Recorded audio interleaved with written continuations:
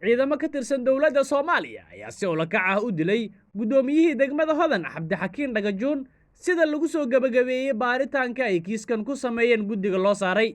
Falkan waxa uu dhacay horraantii sanadkan aynu ku guda jirnay 2021.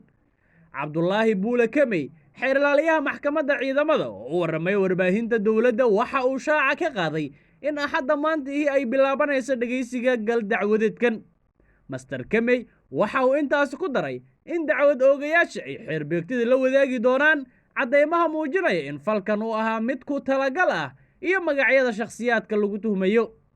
Dhagajuun waxaa la dilay habeen saq dhaxa xilli uu kormeer ku marayay isgooska jidmareexaanka ee magaalada Muqdisho. Shaacinta in la soo afmeeray baaritaankan ayaa ku soo aaday maalmo kadib markii xubno ka tirsan bulshada uu ka soo jeeda marxuumka ay warbaahinta ka sheegeen inaysan helin weli cadaalad rasmiya. Khaarijinta marxuumka oo timid saacado kadib markii uu waddanka Turkiga uga soo laabtay howlo caafimaad xilli qarax uu ku dhaawacmay ayaa waxaa loo xiray taliyayaal ciidan iyo weliba askar wehelisay.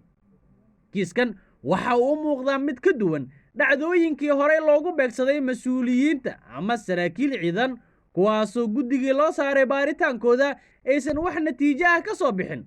Walow wax isbedeli karaan, haddana xukunka maxkamadda ayaa la dhowrayaa.